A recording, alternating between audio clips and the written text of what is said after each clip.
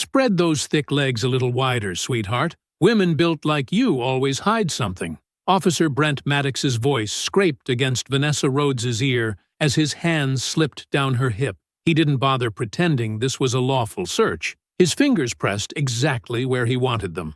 Maddox leaned in closer. Out here on a road like this? Nobody's coming to help you. Then, with a sharp crack that echoed off the slick asphalt, his hand smacked across her cheek, hard, before he laughed and called it standard procedure. Vanessa didn't flinch. She couldn't.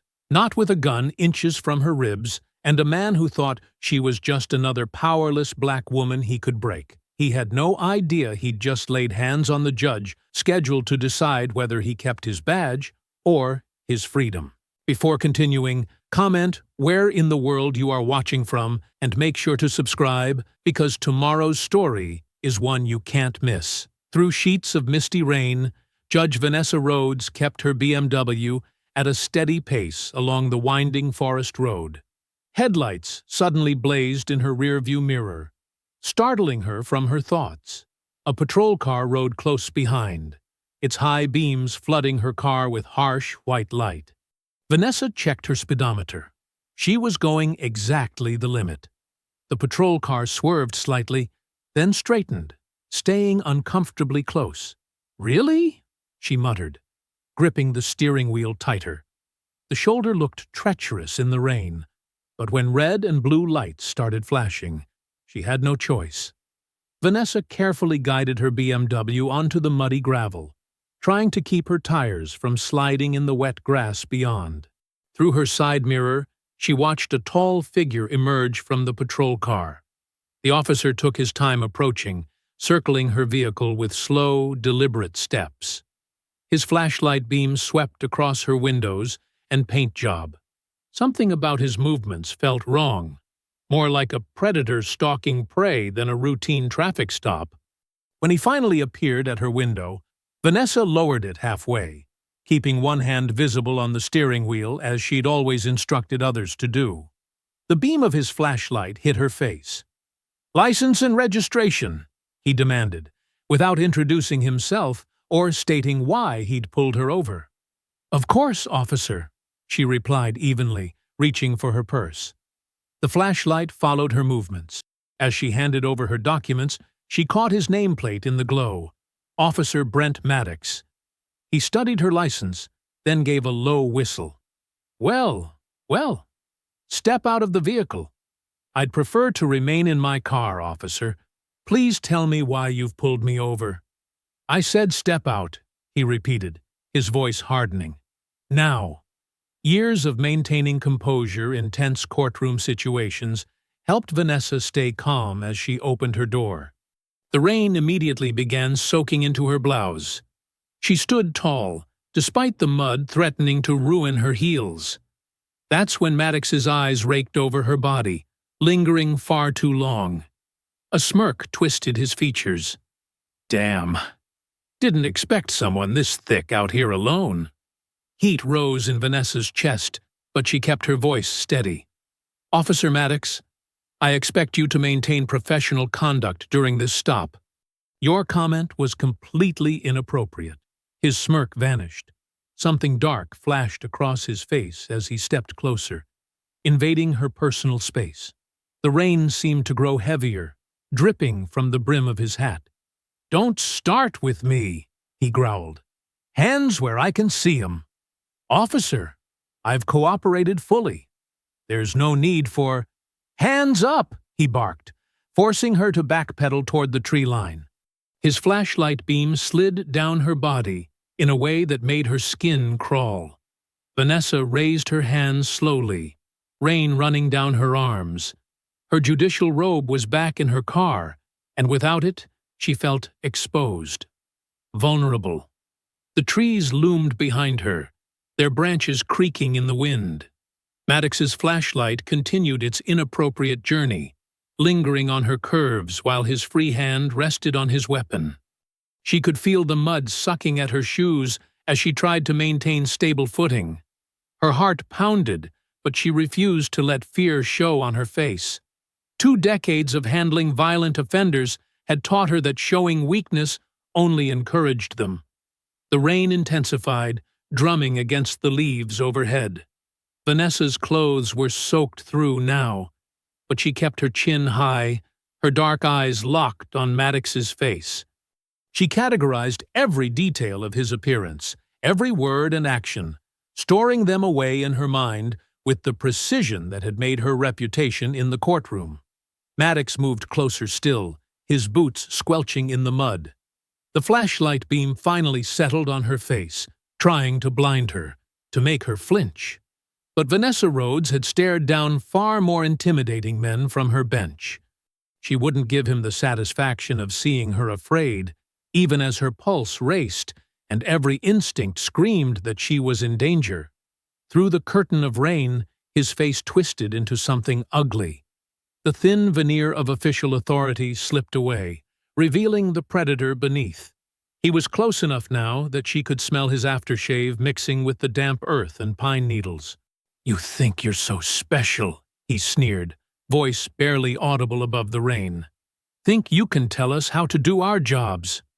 The rain pattered steadily through the pine branches, each drop echoing in Vanessa's ears as she faced forward, her hands still raised.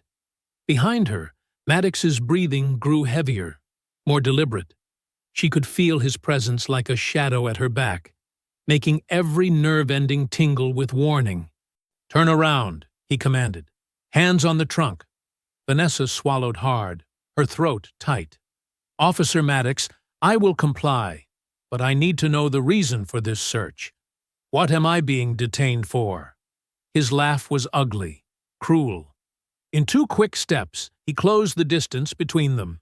His chest pressed against her back, his mouth so close to her ear that his breath stirred her wet hair. "My reason is I want to." The words sent ice through her veins. 20 years on the bench had taught her to recognize predatory intent, and every instinct screamed that this was far beyond a routine traffic stop.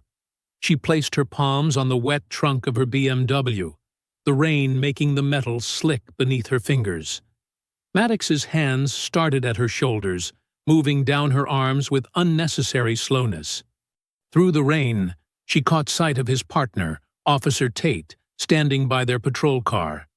His face was blank, eyes deliberately avoiding the scene before him. No help would come from that quarter. When Maddox's hands slid down her sides, fingers spreading wide to trace her curves, Vanessa's jaw clenched. But it was when those hands dipped too low, lingering where no professional search would ever go, that something inside her snapped. Years of maintaining decorum in her courtroom, of being the composed voice of justice, fell away. She drove her elbow back sharply, creating space between them. "That's enough!" The reaction was instant and violent. Maddox grabbed her arm, twisting it behind her back as he slammed her chest first onto the trunk. The impact knocked the breath from her lungs. Rain streamed down her face as he pressed his weight against her, pinning her in place. "You stupid bitch," he snarled into her ear. "Move again, and I'll say you reached for something. We both know what happens then." The threat froze her more effectively than his physical restraint.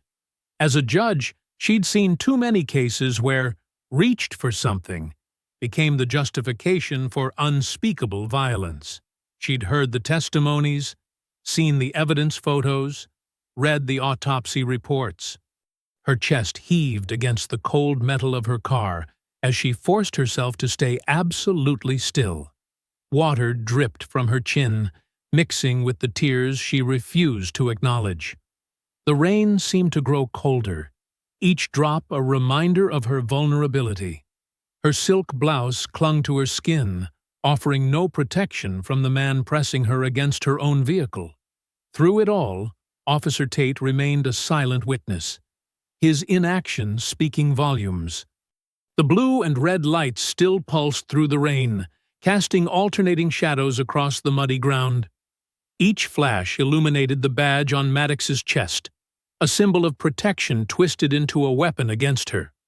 Maddox kept her pinned for long moments, his grip punishing. Not so high and mighty now, are you? He growled. Vanessa focused on her breathing, on staying present. She catalogued every sensation: the bite of the handcuffs into her wrist, the precise angle of her twisted arm, the way Maddox's badge number caught the light. Each detail was another piece of evidence, another fact to be recalled later. She wouldn't let fear cloud her memory. Finally, Maddox released her arm with a shove. She stayed perfectly still, hands splayed on the trunk, rain running down her face. Her shoulder ached from the unnatural position, but she didn't dare move to massage it. He began circling her again, boots squelching in the mud. The flashlight beam returned, sliding over her body like a physical touch. When it reached her face, she could see the rage in his eyes, the promise of punishment. Her defiance had wounded his ego, and now the predator wanted to reassert his dominance. The rain drummed steadily on the leaves overhead, nature's witnesses to this abuse of power.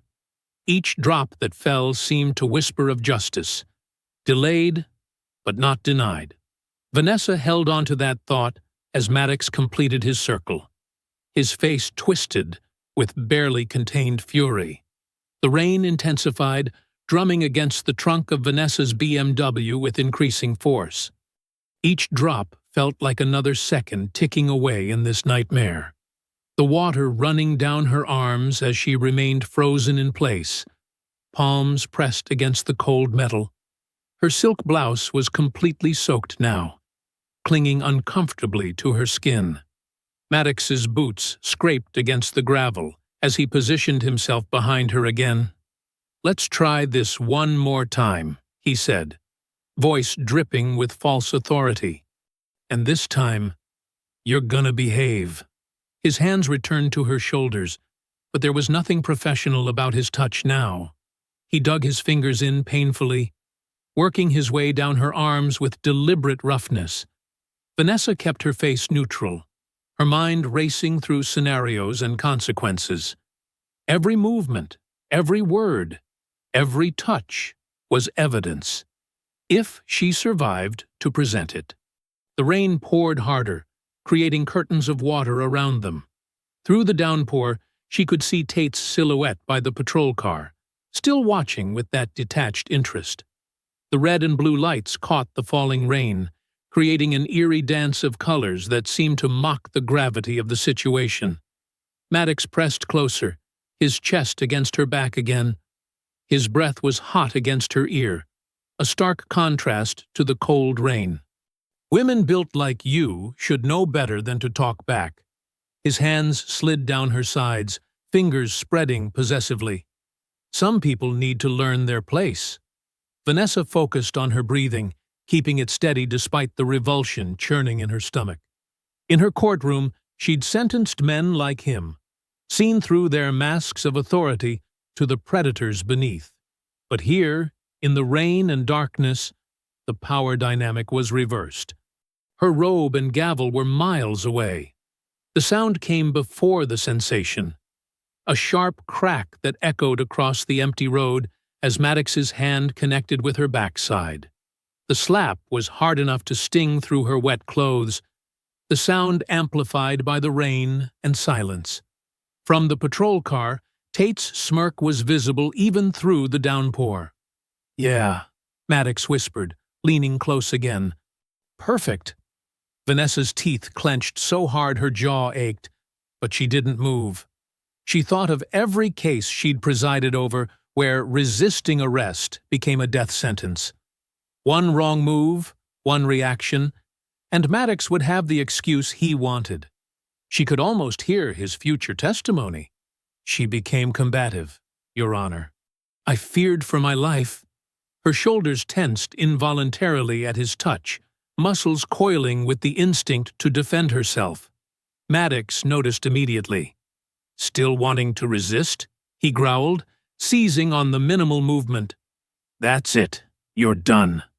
He grabbed her wrists, yanking them behind her back with unnecessary force. The handcuffs snapped closed too tight, the metal biting into her skin. The rain made everything slippery, but his grip was bruising as he spun her around. "Move it, sweetheart," he commanded, shoving her toward the patrol car. Her heels slipped in the mud, but he didn't slow down. Each step was treacherous on the wet ground, made worse by his constant pushing. The rain plastered her hair to her face, running into her eyes. She blinked it away, keeping her head high despite the humiliation. Every puddle they passed reflected the flashing lights, creating a disorienting strobe effect that matched her racing pulse.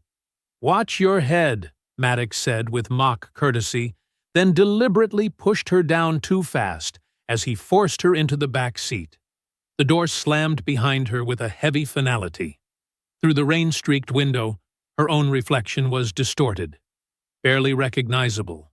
Water streamed down the glass, creating abstract patterns that seemed to mirror the chaos of her thoughts.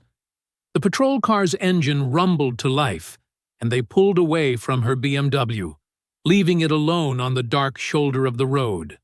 Inside the car, the sound of the rain was muffled, replaced by the squeak of wipers and the crackle of the police radio.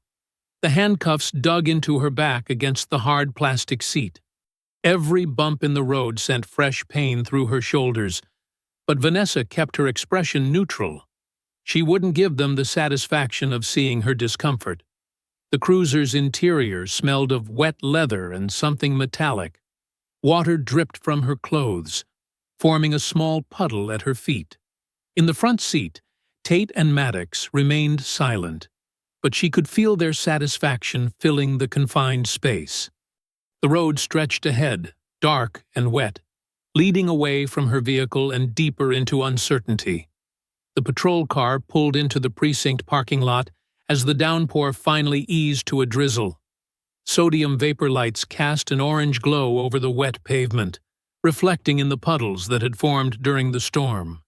The building loomed ahead, a stark concrete structure that Vanessa usually approached from the judicial entrance, not as a handcuffed suspect in the back of a squad car. Maddox killed the engine and opened his door, letting in the fresh, rain-washed air. "Home, sweet home," he said, his voice carrying a note of satisfaction that made Vanessa's skin crawl. He yanked open the back door, grabbing her arm roughly to pull her out. Water dripped from her clothes as she stood, legs stiff from the uncomfortable ride. Her wrists were raw where the handcuffs had chafed during every bump and turn. Maddox's grip remained tight as he steered her toward the building's side entrance, his fingers digging into her bicep, hard enough to leave marks. The precinct's fluorescent lighting was harsh after the darkness outside. Their wet shoes squeaked against the linoleum as Maddox marched her down the corridor. They passed desk after desk, most empty at this hour. The few officers present barely glanced up, though Vanessa caught flickers of recognition in some faces before they quickly looked away. The holding cells lined one wall, their metal bars casting stark shadows. A drunk man slumped on a bench in one cell, while a young woman paced in another. Both watched as Vanessa was paraded past, her wet clothes leaving a trail of droplets on the floor. At the processing desk, a sergeant with salt and pepper hair and deep frown lines looked up from his paperwork. His name tag read, Martinez. The overhead lights gleamed off his badge as he took in Vanessa's disheveled appearance with obvious annoyance. "What's this one for, Maddox?" Martinez asked, his tone suggesting he'd been through this routine before. "Resisting arrest, assaulting an officer," Maddox replied smoothly, though Vanessa noticed his grip tightened slightly at the sergeant's less than enthusiastic reception. Martinez's eyebrows rose slightly. "Assaulting an officer? Her?" The skepticism in his voice was clear as he looked at Vanessa's, even if it was now soaked and wrinkled. "She got physical during a routine traffic stop," Maddox insisted, reaching for the arrest form. "Almost took my partner's eye out." Tate nodded on cue, but even he seemed uncomfortable under Martinez's scrutiny. The sergeant sighed heavily and pushed the paperwork across the desk. Vanessa watched as Maddox began filling out the form, his handwriting aggressive and sharp. When he signed his name, Officer Brent Maddox, Vanessa felt her breath catch. The pieces clicked into place with stunning clarity. Next week's docket flashed through her mind. Case, Number 2023, CV 789, Officer Misconduct Review. Maddox, Brent. She was scheduled to oversee his disciplinary hearing for excessive force complaints.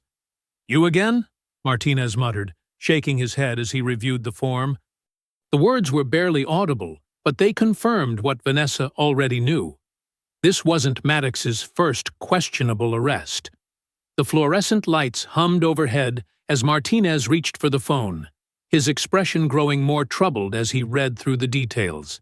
He dialed slowly, deliberately, while Maddox shifted his weight from foot to foot. "Yeah, this is Martinez. We're gonna need IA down here." He paused, listening. "No, right now. Trust me on this one." Maddox's posture stiffened at the mention of internal affairs. His fingers flexed unconsciously against Vanessa's arm, but he maintained his cocky expression. Tate had backed away slightly, suddenly very interested in studying a bulletin board on the far wall. It took less than 10 minutes for 2 internal affairs investigators to arrive. They wore plain clothes instead of uniforms, but their badges hung prominently from their necks. The woman, Detective Walsh, according to her ID, took one look at Vanessa, and her expression darkened. "Remove those cuffs," she ordered, her tone leaving no room for argument. When Maddox hesitated, she added, "Now, officer." The metal bracelets finally fell away, leaving angry red marks on Vanessa's wrists. She brought her arms forward slowly, rolling her shoulders to ease the ache. Her silk blouse was beginning to dry in patches, the expensive fabric ruined by rain and rough handling. Detective Walsh led Vanessa toward the break room while her partner began questioning Maddox. As they passed the processing desk, Vanessa turned to look back. Maddox stood rigid, his hands clenched at his sides as the IA detective fired questions at him. But it was his eyes that caught her attention. They burned with barely contained rage, promising retribution. The look sent a chill down her spine despite the building's warmth. Maddox had already shown what he was capable of when he thought he had the upper hand. Now that he was cornered, he would be even more dangerous. Martinez watched the scene unfold from his desk, his expression a mix of resignation and disgust. He seemed unsurprised by the turn of events, as if he'd been waiting for something like this to finally bring Maddox's behavior to light. The porch light flickered to life as Vanessa's key turned in the lock. Her hands still trembled slightly, making the simple task of opening her front door more difficult than usual. Inside, the house was dark and quiet, a stark contrast to the chaos of the past few hours. She dropped her ruined purse on the entrance table and leaned against the wall, finally allowing herself to feel the full weight of exhaustion. Her clothes were still damp, clinging uncomfortably to her skin. The mirror in the hallway reflected a woman she barely recognized, hair disheveled, makeup smeared, and dried mud on her knees from where Maddox had forced her against the cruiser. "Get it together," she whispered to herself, pushing away from the wall. The familiar surroundings of her home helped ground her. She moved through the living room, turning on lamps as she went, fighting back the darkness that seemed to press in from every corner. In her home office, Vanessa sank into the leather chair behind her desk. Her computer hummed to life, the screen's glow illuminating stacks of case files and legal briefs. She pulled up her calendar, though she already knew what she would find. There it was, highlighted in red. State vs. Maddox, Misconduct Review Hearing, 9 a.m. Tuesday. "Damn it," she muttered, scrolling through the case details. 3 separate excessive force complaints in the past year alone. 2 involved female suspects. All cases had been quietly settled or dismissed until now. This hearing was supposed to be different. Internal Affairs had finally built a solid case, complete with body cam footage and witness testimonies. Vanessa opened her desk drawer and pulled out a legal pad. Her wrists ached as she began writing, documenting everything that had happened during the traffic stop while it was still fresh in her mind. The sexual harassment, the unnecessary force, the explicit threats. Her hand shook as she described Maddox's search and the way he had violated her. But halfway through the third page, she stopped writing. The realization hit her like a physical blow. If she filed a formal complaint about tonight's assault, she would create an unavoidable conflict of interest. She would have to disclose being a victim of the very officer whose case she was set to judge. Vanessa pushed back from the desk, standing to pace the room. The legal implications unfolded in her mind with crushing clarity. Maddox's attorney would immediately file a motion demanding her recusal. The argument would be irrefutable. No judge could remain impartial after being personally assaulted by the defendant. And if she was forced to step down, the case would automatically be reassigned to Judge Mark Redden. Her stomach turned at the thought. Redden's reputation was well known in legal circles. He hadn't ruled against a police officer in over a decade. His courtroom was where misconduct cases went to die, buried under procedural rulings and lack of evidence dismissals. She moved to the window, staring out at the rain-slicked street. A patrol car rolled past slowly, and she instinctively stepped back into the shadows. Was it just a regular patrol, or were they watching her house now? The paranoia felt justified after everything that had happened. The pieces of the puzzle were falling into place, forming a picture that made her blood run cold. Maddox's behavior tonight hadn't been a simple abuse of power or loss of control. The timing was too perfect, the trap too well crafted. He had recognized her car or run her plates. He knew exactly who she was when he pulled her over. Vanessa returned to her desk, pulling up Maddox's personnel file. His attorney of record was James Sullivan, one of the most expensive police union lawyers in the state. Sullivan was known for his aggressive defense strategies and his close relationship with Judge Redden. They had attended law school together, belonged to the same country club, served on the same charitable boards. The whole thing had been orchestrated. Create an incident serious enough that she would have to report it, forcing her off the case. Get it transferred to Redden, who would make sure the charges disappeared. It was elegant in its simplicity, brutal in its execution. Vanessa closed her eyes, her hands gripping the edge of the desk. She had walked right into their trap, playing her part perfectly. Every reaction, every attempt to maintain her dignity or protect herself had only helped spring the snare they had set. These weren't street thugs acting on impulse. This was planned by professionals who knew exactly how to manipulate the system they were supposed to serve. Dawn crept over the courthouse steps as a heavy fog rolled in, obscuring the marble columns in a ghostly haze. Vanessa Rhodes emerged from her car, her posture deliberately straight, despite the lingering soreness from last night's assault. Her heels clicked against the wet pavement as she approached the building, each step measured and purposeful. The security guard at the entrance nodded to her with familiar respect. "Morning, Judge Rhodes." His eyes lingered on her face a moment too long, noting the shadows under her eyes that even careful makeup couldn't completely hide. The courthouse lobby buzzed with its usual morning activity. Lawyers huddled over case files, clerks rushing with stacks of documents, and nervous defendants waiting for their hearings.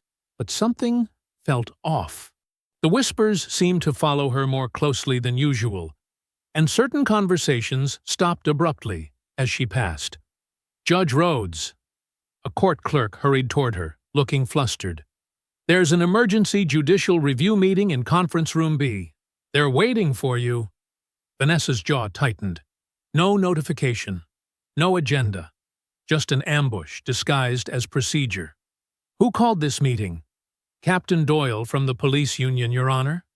"He's here with the Ethics Board representative." Of course he was. Vanessa checked her watch, 45 minutes before her first scheduled hearing. They'd timed this perfectly, too, knowing she couldn't easily refuse without appearing uncooperative. Conference Room B was tucked away in the courthouse's administrative wing. As Vanessa entered, the fluorescent lights cast harsh shadows across the faces of the men seated around the long table. Captain Doyle sat at the center, his silver hair perfectly styled, his uniform pressed to military precision. He stood as she entered, a practiced look of concern on his face. "Judge Rhodes, thank you for joining us on such short notice." His voice was smooth, reasonable, the voice of a man used to making threats sound like friendly suggestions. We felt this matter couldn't wait. Two other men flanked him, a ethics board representative she recognized, and another union official. No other judges present, no court administrator, just police brass and their watchdogs. "Captain." Vanessa took her seat, maintaining eye contact. "I don't recall receiving proper notification for this review." "Ah, yes." Doyle's smile didn't reach his eyes. "Given the sensitive nature of recent events, we thought discretion was paramount. We're here out of concern for your well-being, of course." "Of course." Vanessa's tone was arctic. Doyle pulled out a manila folder. "We have here the incident report from last night. Officer Maddox documented what he describes as highly emotional and erratic behavior during a routine traffic stop." "Routine?" Vanessa's eyebrow arched. "The officer reports you became combative and resistant." Doyle's voice dripped with false sympathy. "Given your position and the unfortunate stress of the encounter, we believe it would be in everyone's best interest if you voluntarily recused yourself from Officer Maddox's upcoming misconduct hearing." There it was, the real purpose behind this hastily assembled morning theater. "To preserve the appearance of fairness," the ethics representative added quickly. "We wouldn't want any suggestion of bias or emotional compromise." Vanessa let the silence stretch for a moment, studying each face around the table. "So let me understand this clearly. Officer Maddox assaults me during a targeted traffic stop, and you're suggesting that his actions should force me off his case?" "Judge Rhodes," Doyle's voice hardened slightly. "That's a very serious allegation. The officer's report indicates—" "I'm sure his report indicates exactly what you needed it to." Vanessa's calm cut through his practiced speech. "But let's discuss proper judicial protocol, since you're so concerned about procedure. A judge can only be compelled to recuse themselves if there is clear evidence of bias predating the case in question." She leaned forward slightly. "Any incidents occurring after case assignment cannot be used as grounds for forced recusal. Otherwise, defendants could simply harass or assault judges until they got one they preferred. I'm sure you're familiar with this precedent?" Doyle's smile became fixed. "We're not suggesting anything improper, Judge. We're simply concerned about perception. The perception that officers can intimidate judges off their cases." Vanessa's voice remained steady. "No, Captain. I will not be recusing myself. Officer Maddox's hearing will proceed as scheduled." "That would be extremely unwise." The threat in Doyle's voice was barely veiled now. "Given your emotional state after last night's encounter, taking time to recover would be the prudent choice." "My emotional state is perfectly clear, Captain." Vanessa stood, gathering her files. "I trust you'll provide proper documentation for this impromptu review, including why standard notification procedures weren't followed." Doyle rose slowly, his facade of concern cracking to reveal something harder underneath. "You're making a mistake, Judge Rhodes. There are proper channels for these things, proper procedures.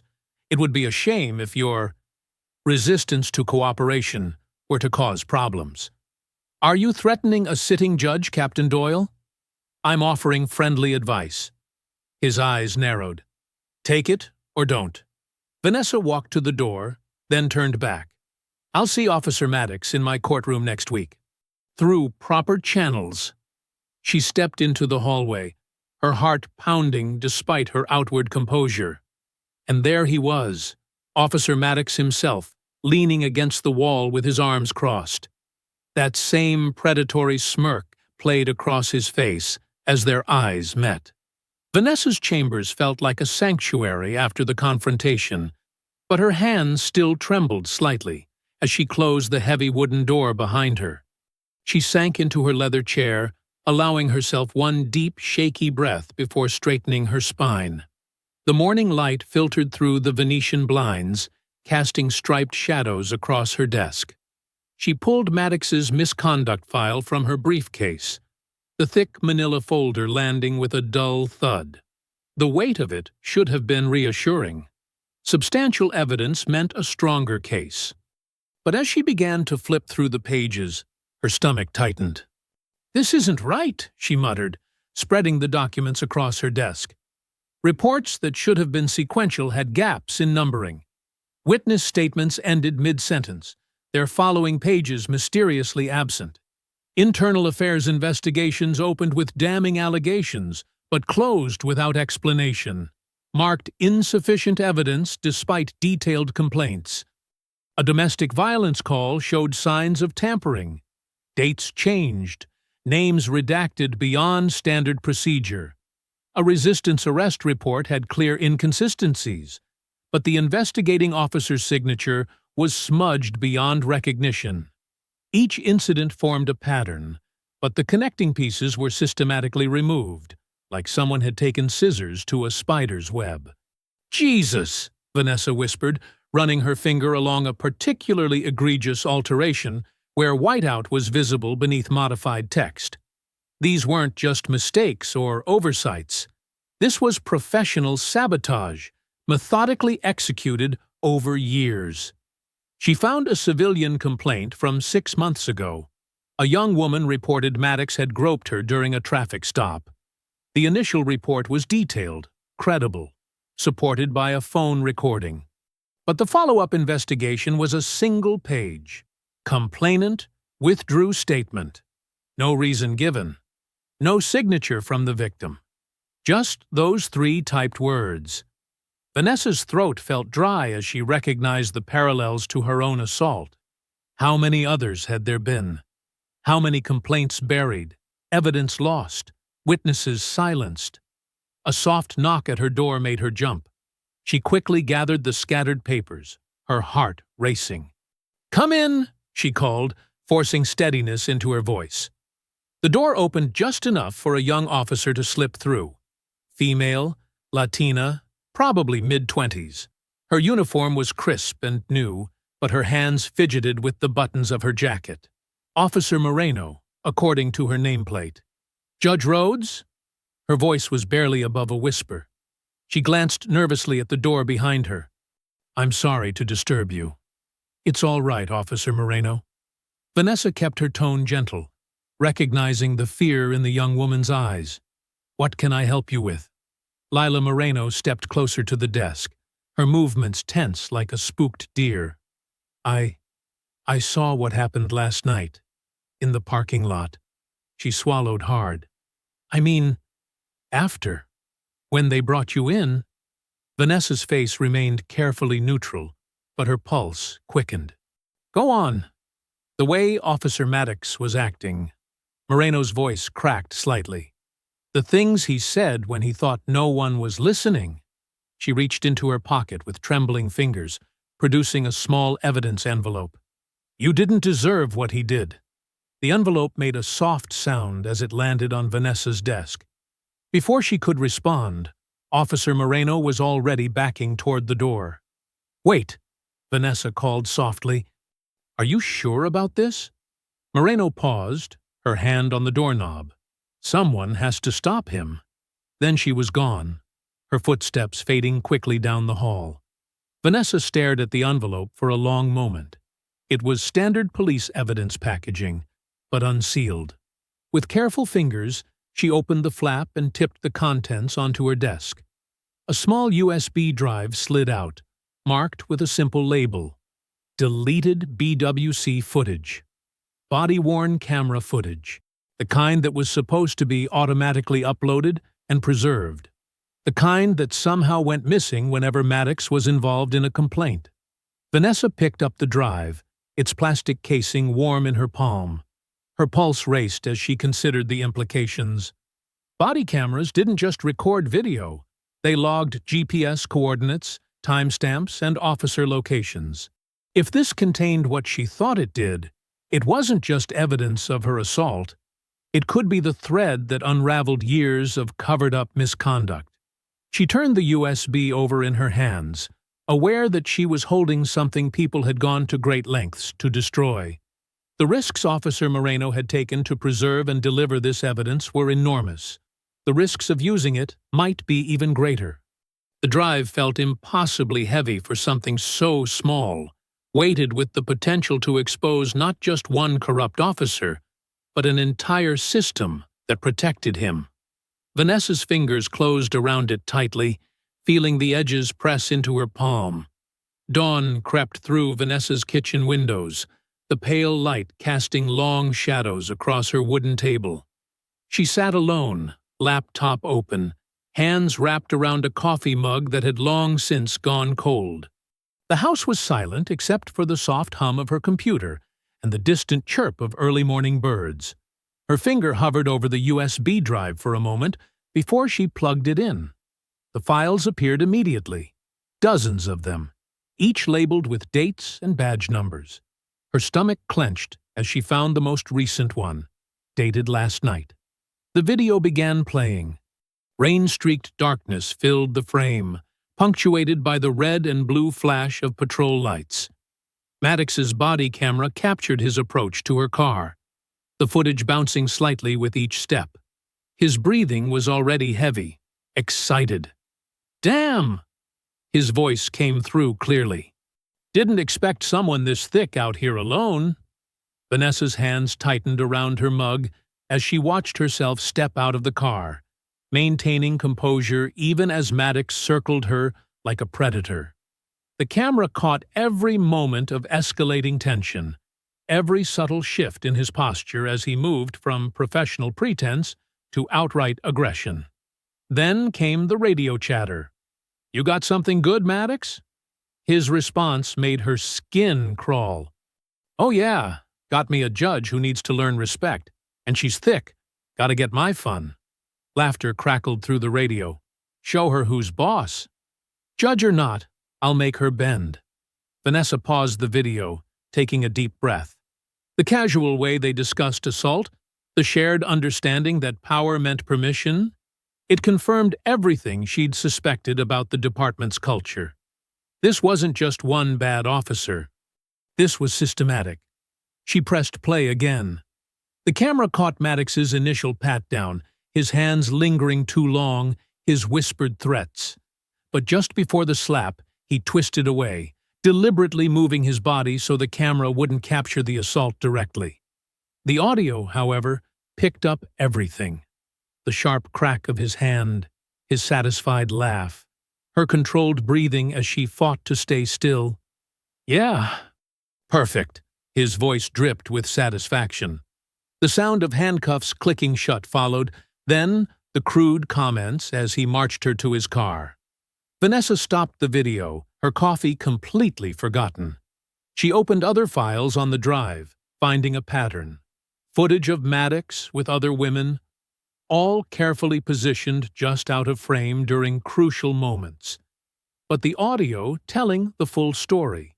Comments to fellow officers about training female rookies, jokes about women who deserved rough treatment, discussions of which complaints needed to disappear. Her legal mind kicked in, cataloging the evidence. The videos proved intent, showed a pattern of harassment, and documented the corruption that protected him. Even without clear visual proof of physical assault, the audio alone was damning. Combined with witness statements and the previous complaints she'd found, it painted a picture no reasonable person could ignore. She reached for her phone, then stopped. Who could she trust? The department had already shown its hand, trying to force her off the case. Internal affairs was clearly compromised. Even the district attorney might be involved in the cover-ups. Officer Moreno's face flashed in her mind, the fear in her eyes, the trembling hands. That young officer had risked everything to get this evidence to her. One wrong move now could expose Moreno to retaliation or worse. Vanessa opened her laptop's backup program. She created multiple copies of the files, encrypting each one with different passwords. One copy went to her secure cloud storage, another to a private email account. She carefully removed the original drive and placed it in a small plastic bag. The morning light had strengthened, warming the kitchen. Vanessa stood, her joints stiff from sitting so long. She walked to her bedroom and opened her jewelry box, removing a silver locket her grandmother had given her. The USB drive fit perfectly inside, replacing the old photo she'd kept there. As she dressed for court, she couldn't help but admire the subtle weight of the locket against her chest, hidden beneath her blouse. Her black judicial robe would add another layer of concealment. To anyone watching, she would appear exactly as they expected. Composed, professional, perhaps slightly shaken from last night's misunderstanding. But beneath the surface, evidence of years of abuse and corruption rested against her heart. Officer Moreno's courage had given her the weapon she needed. Now she just had to figure out how to use it without getting either of them killed. Vanessa checked her reflection one last time, adjusting the locket's chain so it lay perfectly straight. She gathered her briefcase and coat, mentally preparing for the day ahead. The weight of the evidence felt like armor, giving her strength even as it reminded her of the danger she faced. She reached for her door handle, ready to step into whatever the day might bring. The courtroom buzzed with tension as Vanessa took her place at the bench. Morning light filtered through tall windows, casting stark shadows across the polished wood and nervous faces. The gallery was packed, mostly officers in uniform, their badges gleaming like warnings. Maddox sat at the defense table in his dress blues, shoulders squared with unearned confidence. Officer Tate occupied the row directly behind him, while Captain Doyle whispered urgently to their attorney. The air felt thick with anticipation. "All rise," the bailiff called out, the Honorable Judge Vanessa Rhodes presiding. Vanessa settled into her chair, acutely aware of the locket beneath her robes. She kept her expression neutral as she surveyed the room. "You may be seated. We're here for the pre-trial hearing in the matter of Officer Brent Maddox. Let's begin with the defense's motion regarding judicial recusal." Doyle's attorney stood, straightening his tie. "Your Honor, given last night's regrettable incident, we must insist you remove yourself from this case." Officer Maddox was simply performing his duties when— "I was there, counsel," Vanessa interrupted coolly. "Let's hear from Officer Maddox himself about these duties." Maddox approached the witness stand, each step radiating arrogance. After being sworn in, he launched into his practiced story. "I observed a vehicle driving erratically," he stated, voice steady with rehearsed calm. "When I approached, the driver, who I didn't recognize at the time, became combative and resistant." "And how exactly was I combative, Officer Maddox?" Vanessa asked, her tone measured. "You refused to follow commands, made aggressive movements, and demonstrated hostile behavior that required restraint for officer safety." In the gallery, Tate nodded firmly, backing up the lie. Several officers shifted uncomfortably in their seats, but most maintained stone faces. Doyle stood again. "Your Honor, these questions only demonstrate why you must recuse yourself. Your personal involvement—" "Actually, Captain," Vanessa cut in, "I have evidence relevant to Officer Maddox's testimony." She reached for a small recorder on her bench. "This audio was captured last night during the incident in question." The color drained from Doyle's face. Maddox's confident smirk faltered slightly. Vanessa pressed play. Maddox's voice filled the courtroom. "Got me a judge who needs to learn respect." And she's thick. Gotta get my fun. The laughter and crude responses from other officers followed. Then his damning declaration. Judge or not, I'll make her bend. The gallery erupted in whispers. Several younger officers exchanged worried glances. A female sergeant in the back row stood up and quietly left the courtroom. Tate stared at his hands, no longer making eye contact with anyone. Objection! Doyle's attorney shouted. This recording wasn't properly submitted as evidence. This is a pre-trial hearing, counsel, Vanessa reminded him. And this audio directly contradicts Officer Maddox's sworn testimony about not recognizing me and about the nature of the stop. Maddox's face had turned red, his jaw clenched tight. His eyes darted between Doyle and his attorney, silently demanding help. Officer Maddox, Vanessa continued, would you like to revise your testimony about last night's events? I want to invoke my Fifth Amendment right, Maddox growled. The witness may step down, Vanessa said. Now, regarding the motion for recusal, denied. This hearing has demonstrated precisely why I should remain on this case. Officer Maddox's actions last night were a deliberate attempt to create grounds for recusal. As the audio clearly shows, he recognized me and had specific intent. Doyle shot to his feet. Your Honor, we need a recess to review this new evidence and consider our options. The gallery had grown increasingly restless. Some officers were furiously texting, while others huddled in whispered conversations. The unified front of blue was showing cracks, and Doyle knew it. 20-minute recess, Vanessa announced, bringing down her gavel. We'll reconvene to discuss the implications of Officer Maddox's perjury and the apparent coordination of last night's incident. As people began filing out, Vanessa gathered her papers. She could feel Maddox's eyes boring into her. When she stepped down from the bench, he moved closer, using the noise of the crowd to cover his words. You're making a mistake, he muttered, just loud enough for her to hear. The parking garage felt colder than usual as Vanessa's heels clicked against the concrete floor. Fluorescent lights buzzed overhead, creating alternating patches of harsh light and deep shadow between the parked cars. Her ribs still ached from sitting ramrod straight through the afternoon's proceedings, refusing to show weakness. The garage was nearly empty now. Most staff had left hours ago, while she'd stayed late reviewing case files. Her footsteps echoed in the cavernous space as she walked toward her car, keys gripped firmly in her hand. The sound bounced off concrete pillars and bare walls, making it hard to tell if she was truly alone. A scuff of rubber on concrete, too close behind her. Before she could turn, strong arms seized her from behind. The keys clattered to the ground as Maddox and Tate drove her forward, slamming her against a concrete pillar. Her cheek scraped against the rough surface. Maddox pressed his forearm across the back of her neck, pinning her in place. You just had to push it, didn't you? Maddox hissed in her ear, his breath hot and angry. Thought you were so clever with that recording. He increased the pressure, making it hard to breathe. You stay on this case. You won't make it home next time. Tate circled to her side, checking for witnesses. The garage stretched empty and silent around them. Vanessa tried to twist away, but Maddox's grip was like iron. His free hand grabbed her purse, ripping it from her shoulder.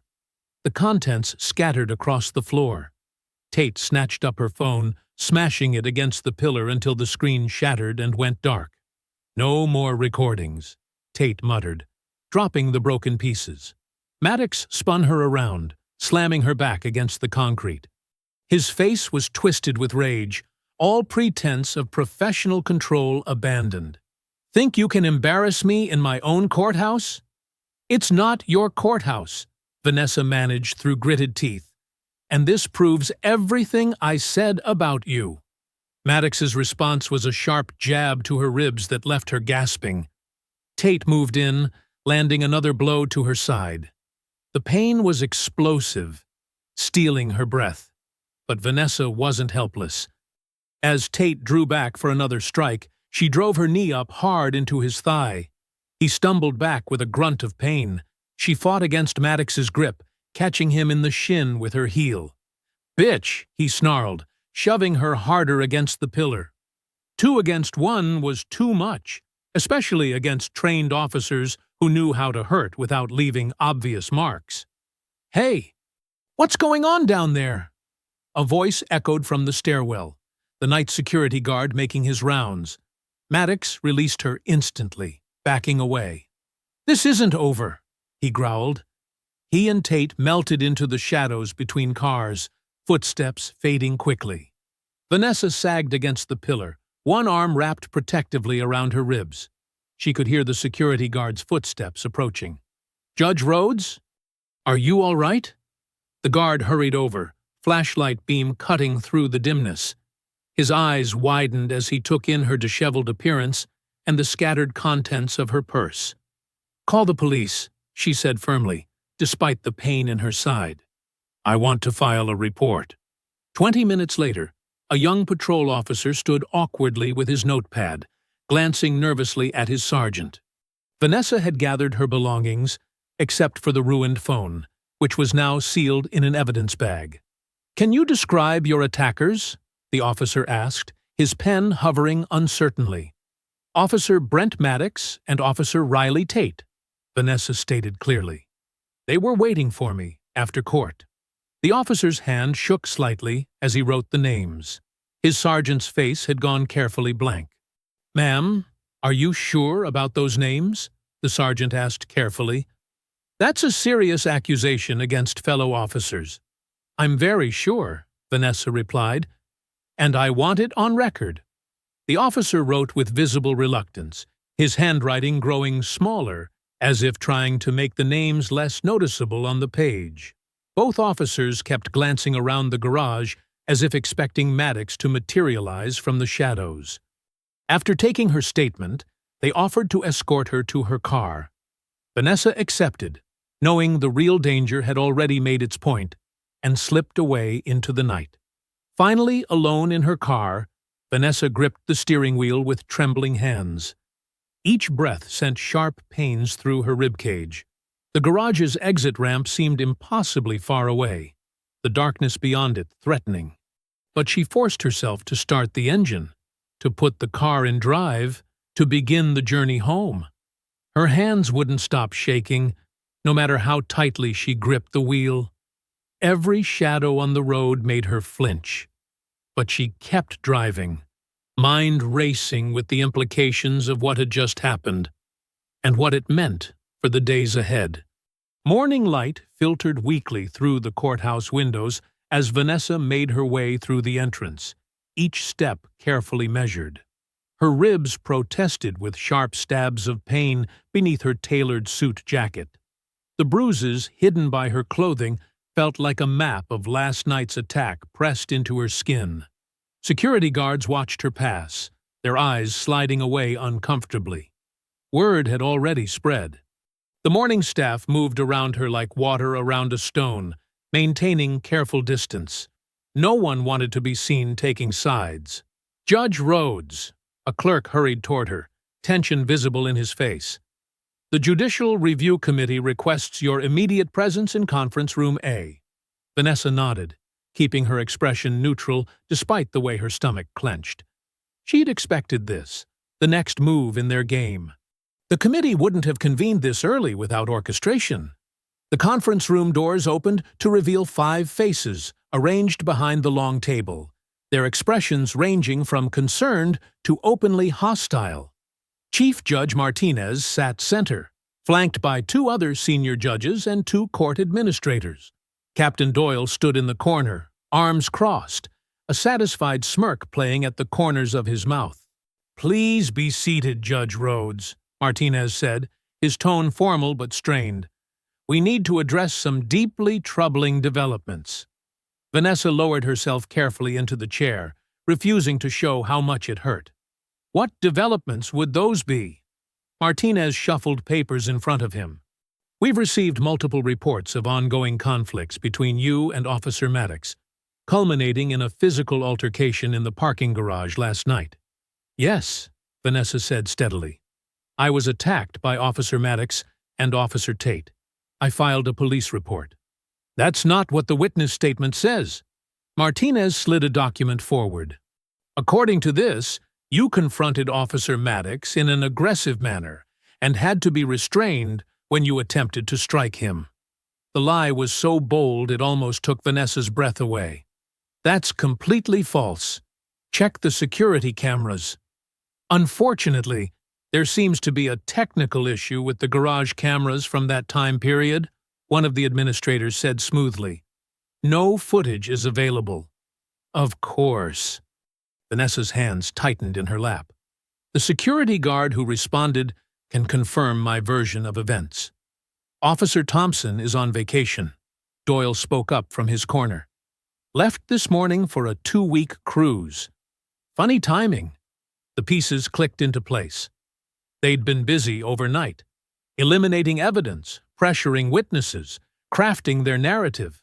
Without her phone, without cameras, without witnesses, it became her word against theirs. Given the seriousness of these allegations, Martinez continued, and your concerning pattern of behavior regarding Officer Maddox's case, we have no choice but to temporarily suspend your judicial authority pending a full review. Pattern of behavior? Vanessa kept her voice level. You mean my refusal to recuse myself when Officer Maddox sexually assaulted me during a traffic stop? Those allegations are under separate investigation. Another judge cut in quickly.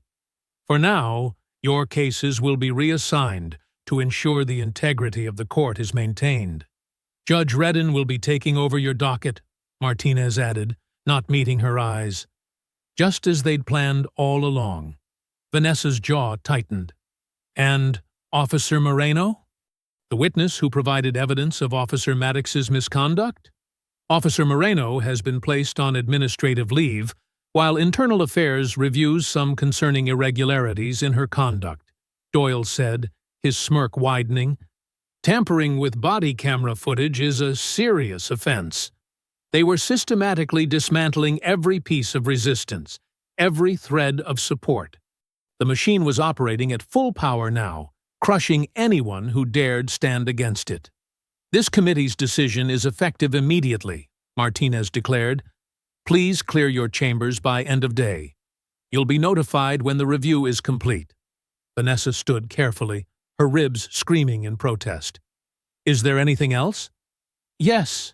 Martinez's voice hardened. Any attempt to discuss this matter with the media or outside parties will be considered a violation of judicial ethics and dealt with accordingly. The threat was clear. They were boxing her in completely. Vanessa walked slowly back to her chambers, the familiar corridor now feeling alien and hostile. Her nameplate still gleamed on the door, soon to be replaced, no doubt. Inside, she closed the heavy wooden door, shutting out the whispers and stares. Her chambers felt different in the darkness, the morning sun unable to penetrate the thick curtains. Vanessa eased herself into her chair, breathing through the waves of pain, both physical and emotional. They'd taken her cases, her authority, her allies. They probably thought they'd taken her fight, too. But as she sat alone in the darkness, feeling every bruise and ache, Vanessa's resolve only hardened. They didn't understand, couldn't understand, that some things were worth any cost. Justice wasn't just a word to her. It was the foundation everything else stood upon. She wouldn't break. Not for them. Not for anyone. Dawn painted the kitchen walls in soft grays as Vanessa sat at her dining table, a heating pad pressed against her aching ribs. Steam rose from her untouched coffee, swirling in the early morning light. Her phone, a basic replacement for the one they'd destroyed, lay before her like a weapon waiting to be used. She'd spent the night reviewing her options, calculating risks and possibilities. The machine they'd built was powerful, but every machine had weak points. You just had to know where to look. Vanessa picked up the phone, her fingers hovering over the keypad. Making these calls would set things in motion that couldn't be stopped. But sitting in her kitchen, feeling the throb of bruises Maddox and Tate had left, she knew there was no other choice. She dialed the first number. "Marcus, it's Judge Rhodes. I need your help." Marcus Thompson had clerked for her 5 years ago. Now he was making waves as a civil rights attorney, taking on police brutality cases that other lawyers wouldn't touch. His voice came through sharp and clear. "Judge? I heard rumors. What's happening? I need you here. Bring whatever files you have on police misconduct cases in this jurisdiction, especially ones that got buried."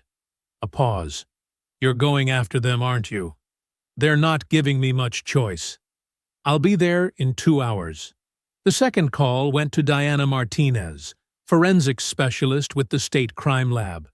Another former clerk who'd kept in touch, who understood the importance of truth. "The footage they erased," Diana said after Vanessa explained. "If we can get access to the original hardware, I might be able to recover it. They usually don't wipe as thoroughly as they think." "How soon can you come?" "Give me 3 hours. I'll bring my equipment." The third call went to Sarah Chen, now a federal prosecutor known for her relentless pursuit of corruption cases. "They're playing an old game," Sarah said after hearing the details. "But they're sloppy. Confident people make mistakes." Finally, Vanessa dialed a number she'd kept for emergencies only. Samuel Price answered on the second ring. "Vanessa." His voice was grave, steady. "I've been waiting for your call. You heard? Enough to know you're in trouble. Real trouble. I need your expertise, Samuel. Your connections. I'm already on my way." True to his word, Price arrived first, less than an hour later. He looked exactly as she remembered. Tall, silver-haired, with eyes that missed nothing and the quiet strength of someone who'd spent decades fighting shadows. The others arrived in quick succession. Marcus with boxes of case files, Diana with her technical equipment, Sarah with federal case law precedents. They converted Vanessa's dining room into a war room, spreading documents across the table, connecting laptops, building their strategy piece by piece. Diana focused on the USB drive containing the partial footage. "The deletion wasn't complete," she said, eyes fixed on her screen. "There are fragments still embedded in the file structure. With time, I can reconstruct the missing segments." "Including the assault?" Vanessa asked. "Especially that. They were rushed, sloppy. They didn't overwrite the core data clusters." Marcus sorted through his files, creating patterns. "Look at this. Maddox has a history. 6 complaints of sexual harassment, 3 of excessive force. All disappeared into administrative black holes. 7 departments in 3 states have similar patterns," Sarah added, scanning reports. "Same tactics, same cover-ups. They protect their own." Price moved between them, examining documents, asking precise questions, his FBI training evident in every observation. "They're organized," he noted. "But organization leaves trails. Money trails, communication trails, favor trails. We follow those, we find their weak points." Diana's computer beeped. "Got something." First fragment recovered. She turned her laptop, showing a grainy image of Maddox approaching Vanessa's car. "The rest will take time, but it's there, all of it." "The slap?" Vanessa asked, remembering the sound of it echoing across the wet road. "That sequence is partially recovered. Another few hours, I'll have it clean enough to verify in court." Price stepped closer to Vanessa, his presence solid and reassuring. "This changes the game," he said quietly. "With verified footage, federal charges become possible. Civil rights violations, abuse of power, conspiracy to obstruct justice. They'll fight harder," Vanessa warned. "They've already shown what they're willing to do." "Let them." Price's voice hardened. "I've spent 40 years watching good people get buried by corrupt systems. Not this time." He placed a protective hand on her shoulder, his grip firm and steady. "We're not letting them bury you." The morning sun had risen fully now, filling the room with clear light. Vanessa looked at the people around her table. Brilliant minds she'd mentored, fighters she'd trained, allies she'd earned through years of unwavering integrity. The machine might be powerful, but they weren't facing it alone. Diana bent back over her laptop, fingers flying across keys. Marcus and Sarah huddled over case files, marking patterns and connections. Price stood guard like a sentinel, his hand still on Vanessa's shoulder, his presence a promise of protection and justice. The pain in Vanessa's ribs had faded to a dull ache, overshadowed by the growing sense of purpose in the room. They had evidence. They had expertise. Most importantly, they had truth on their side. The machine might think it had won, but the real fight was just beginning. The afternoon sun slanted through Vanessa's living room windows, casting long shadows across walls now covered in evidence boards and timeline charts. Diana had transformed the coffee table into a digital workstation, her laptop connected to multiple external drives. The quiet hum of cooling fans filled the air as complex recovery software processed the corrupted body cam footage. "Almost there," Diana muttered, her eyes fixed on scrolling lines of code. "The file structure is rebuilding itself." She'd been working non-stop for hours, fueled by coffee and determination. Marcus and Sarah sat cross-legged on the floor, surrounded by stacks of police reports and internal affairs documents. They highlighted patterns, marking dates and names that connected to Maddox's history of violence. Price stood by the window, phone pressed to his ear, speaking quietly with former FBI contacts about surveillance footage from the parking garage. Vanessa watched them work, her chest tight, with more than just bruised ribs. These people had dropped everything to help her fight back. They understood what was at stake, not just her career or safety, but the fundamental principle that no one should be above the law. "Got it!" Diana's voice cut through the quiet concentration. "Full recovery complete. Judge Rhodes, you need to see this." They gathered around the laptop as Diana pulled up the restored footage. The quality was crystal clear, far better than the partial audio they'd had before. The timestamp showed the exact date and time of Vanessa's traffic stop. The video started with Maddox's initial approach to her car. Every movement was captured in high definition. The predatory way he circled her vehicle, the moment his eyes changed when she demanded professionalism. The camera caught his face clearly as he leaned close to whisper threats. "Damn," Marcus breathed. "No way they can claim this is anything but harassment." The footage continued. They watched Maddox force Vanessa against the trunk, his body language aggressive and sexual. The camera caught his hands roaming too low during the search, recorded his explicit comments about her body. When Vanessa used her elbow to create space, the video showed Maddox's violent response in brutal detail. Sarah took rapid notes, her pen scratching against paper. Multiple violations in just these first 2 minutes. Abuse of authority, sexual harassment, excessive force. Then came the moment that had been deliberately erased. The camera captured Maddox pulling back his hand and slapping Vanessa's butt, the sound sharp and wet in the rain. His face showed clear satisfaction. Tate's laughter could be heard from off-camera. "Perfect evidence of sexual assault," Sarah said grimly. "And Tate's reaction proves conspiracy." They both knew exactly what was happening. Price stepped closer to the screen, his expression hard. "The timing matches perfectly with the case they were trying to force you off of. This proves premeditation." Diana pulled up another window. "I also recovered the metadata. Every frame is timestamped and geocoded. The file signatures prove this hasn't been altered. It's the original recording directly from his body camera." "Which means," Marcus added, "they never actually deleted it from the system. They just buried it, thinking no one would find it." Price's phone buzzed.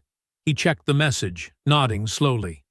Garage surveillance footage just came through from my contact. 2 men in masks, but the height and build match Maddox and Tate exactly. Timestamps align with your assault report. Sarah spread out blank federal complaint forms. We have enough for multiple charges. Civil rights violations under color of law, sexual assault of a federal official, conspiracy to obstruct justice, witness intimidation. And that's just the beginning. The pattern of behavior makes it worse for them, Marcus noted, gesturing to his research. 6 other women filed complaints about similar assaults by Maddox. All the cases vanished. But now, we have those records. And this footage proves his method of operation. Diana was already burning copies of the restored video to secure drives. I've documented every step of the recovery process. No one can claim this was manipulated. The evidence chain is absolutely clean. Price helped Sarah organize the federal case file, a thick binder containing the video evidence, garage footage, previous complaints, witness statements, and legal precedents. They added Vanessa's detailed testimony, medical reports of her injuries, and the pattern of institutional retaliation that followed her refusal to back down.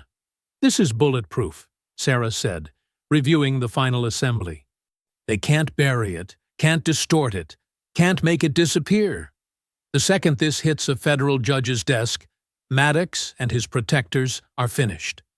The room fell quiet as Vanessa picked up the binder. The weight of it felt solid in her hands, truth made tangible, justice given physical form. Every page represented another crack in the machine that had tried to break her. Every piece of evidence was another step toward making things right. She stood up slowly, back straight despite her injuries. The others rose with her, united in purpose. The afternoon sun caught the gold of her judge's pin, still proudly worn on her lapel. "Let's go," she said. The fluorescent lights hummed overhead in the judicial inquiry room as Vanessa stood before the panel. Every seat was filled. Administrators, officers, union representatives, and fellow judges packed shoulder to shoulder. The tension was thick enough to cut with a knife. Vanessa's ribs ached beneath her black judicial robe, but she kept her posture straight and dignified. A faint yellow-green bruise peeked above her collar, evidence of the garage attack she refused to hide. She could feel Doyle's cold stare from the front row, where he sat with an artificial air of calm authority. "Your Honors," she began, her voice steady and clear, "I request permission to present new evidence in the matter of my removal from Officer Maddox's misconduct case." The head of the panel, Judge Margaret Wilson, leaned forward. "The committee will hear your evidence, Judge Rhodes." Her tone was neutral, but her eyes showed concern at Vanessa's visible injuries. Diana wheeled in a cart with a laptop and projector. Sarah and Marcus distributed copies of the federal case file to each panel member. Price stood at the back of the room, arms crossed, watching the officers' reactions. "What you're about to see is the fully restored body camera footage from my traffic stop with Officer Maddox," Vanessa explained. "This footage was deliberately buried in the system, not deleted as previously claimed." The lights dimmed. The projection screen filled with the high-definition video. Every face in the room turned toward it, unable to look away. The footage played with pristine clarity. Maddox's initial approach, his predatory circling. The moment his professional mask dropped, revealing the true intent behind the stop. His hands violating boundaries during the search. The explicit threats. The slap, crisp and unmistakable in the rain. Gasps rippled through the audience. Someone cursed under their breath. A female officer in the back row stood up and walked out, shaking her head in disgust. "The metadata," Vanessa continued, as Diana pulled up the technical analysis, "proves this footage is unaltered. It also shows who accessed the file system to hide this evidence and when." Names and timestamps appeared on screen. Doyle's credentials showed up repeatedly, along with several high-ranking officers. Message logs revealed their coordination to bury the footage and force Vanessa's recusal. Furthermore, she said, gesturing to Price, who stepped forward with the garage surveillance footage, "We have video evidence of my assault in the courthouse parking structure." The grainy security footage played next. Though the attackers wore masks, their builds and movements matched Maddox and Tate perfectly. The timestamps aligned with Vanessa's report. The brutality of the attack was clear. Two large men pinning down a smaller woman, landing calculated blows to her ribs. Sarah stood and addressed the panel. "The case file before you contains additional evidence. 6 prior complaints against Officer Maddox for similar assaults, all mysteriously closed. Medical reports documenting Judge Rhodes's injuries, witness statements, evidence of systematic retaliation after she refused to recuse herself." Marcus stepped up next to the projection screen. "The pattern is clear. Officer Maddox targets women he finds attractive, particularly women of color in positions of authority. When they resist or report him, he uses violence. Captain Doyle and others then abuse their power to protect him and punish his victims." Diana displayed a timeline of events. The traffic stop occurred exactly 1 week before Judge Rhodes was scheduled to hear Officer Maddox's misconduct case. The timing proves premeditation. This was a calculated attempt to remove her from the case through manufactured conflict. The room had grown deathly quiet. Several panel members were rapidly flipping through the case files, their faces growing darker with each page. Judge Wilson's knuckles were white where she gripped her pen. Doyle's practiced calm had cracked. He was sweating now, tugging at his collar. 2 officers who had been sitting near him quietly moved to different seats. "The evidence is clear," Vanessa concluded. "I was targeted, assaulted, and threatened in an organized attempt to obstruct justice. When I refused to back down, I was attacked again and stripped of my authority through false claims. I ask this panel to review the facts and take appropriate action." Judge Wilson conferred briefly with the other panel members. Their decision was unanimous. "Judge Vanessa Rhodes," Wilson announced, her voice ringing with authority. "This panel finds no ethical conflicts that would prevent you from presiding over Officer Maddox's case. You are hereby immediately reinstated to full judicial authority." She turned to the bailiffs. "Take Officer Maddox, Officer Tate, and Captain Doyle into custody pending criminal charges. Secure their offices and devices for further investigation." Doyle stood up, face red. "This is a witch hunt. You can't—" "Silence," Wilson commanded. "Bailiffs, remove them now, and someone contact the FBI. They'll want to see this evidence immediately." The heavy courthouse doors burst open as federal marshals strode in, their badges gleaming. They moved with practiced efficiency, spreading through the inquiry room like a wave of justice finally breaking. Marshal Sarah Henderson, a tall woman with steel-gray hair, took immediate command of the situation. "Officer Brent Maddox," she called out, her voice cutting through the chaos. "Stand up and place your hands behind your back." Maddox's face contorted with rage as 2 marshals approached him. "This is garbage!" he shouted, but his bravado crumbled when the cold steel of handcuffs clicked around his wrists. Tate didn't resist. His shoulders slumped as he was cuffed, the fight draining from him completely. He looked smaller somehow, stripped of the power he'd hidden behind for so long. Captain Doyle tried to maintain his dignity, straightening his tie even as marshals moved to restrain him. "I demand to speak with my attorney," he said, his political smoothness finally cracking. "This is a gross overreach of—" "Save it for your arraignment," Marshal Henderson cut him off. "You're being charged with conspiracy, obstruction of justice, and tampering with evidence." The FBI's Public Corruption Unit is very interested in your department's activities." The marshals read them their rights, their voices echoing off the wooden panels of the inquiry room. Other officers watched in stunned silence as their colleagues were led away in chains. The mighty had fallen, and fallen hard. Judge Wilson turned to address the remaining court staff. "Judge Mark Redden is hereby suspended, pending a full investigation into his connection with these events. All cases previously assigned to him will be redistributed." She paused, looking directly at Vanessa. "Starting with Officer Maddox's original misconduct hearing, which will remain under Judge Rhodes's jurisdiction." A young clerk rushed in with more news. "Officer Moreno has been located and is safe," she announced. "Federal protection has been assigned to her residence." Vanessa felt a wave of relief. Lila Moreno had risked everything to do the right thing. She deserved protection and recognition, not persecution. The next few weeks passed in a blur of depositions, evidence reviews, and court proceedings.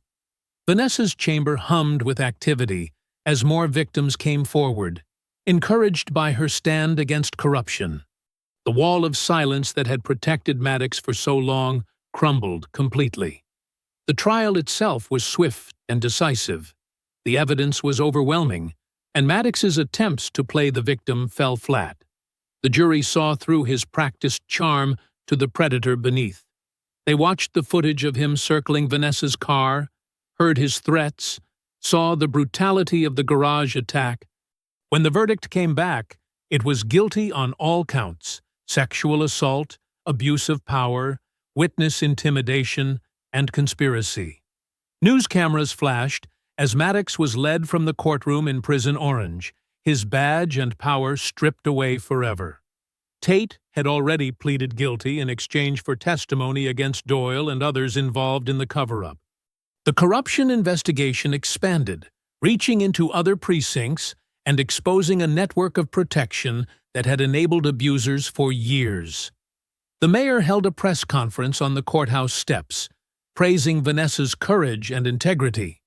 She was appointed to lead a new judicial oversight committee, tasked with reviewing cases of potential misconduct and implementing reforms. Her story became a symbol of hope for others fighting systemic abuse. Local newspapers ran profiles celebrating her strength. "Judge Rhodes stands firm against corruption," read one headline. "Justice prevails. How one judge's courage changed the system," declared another. But Vanessa didn't do it for recognition. She did it because it was right. Moreno returned to duty with a promotion and a commendation for her bravery in preserving the crucial evidence. Young officers looked to her as an example of true police integrity. The thin blue line had failed to silence the truth. Walking through her courthouse now felt different. Officers nodded respectfully when they passed her in the halls. Her fellow judges sought her counsel on difficult cases. She had earned something more valuable than fear or intimidation. She had earned genuine respect. 6 months after that rainy night on the roadside, Vanessa stood in her chambers preparing to leave for the day. She gathered her files, straightened her robe, and took a moment to look at the framed newspaper article on her wall. It showed her walking into court on the day of Maddox's verdict, head high, purpose in every step. She thought about how close they had come to winning, to forcing her off the case, to burying the truth, to breaking her spirit. But she had refused to bend, refused to look away, refused to accept that justice was only for the powerful. The late afternoon sun streamed through the courthouse windows as Vanessa made her way down the marble steps.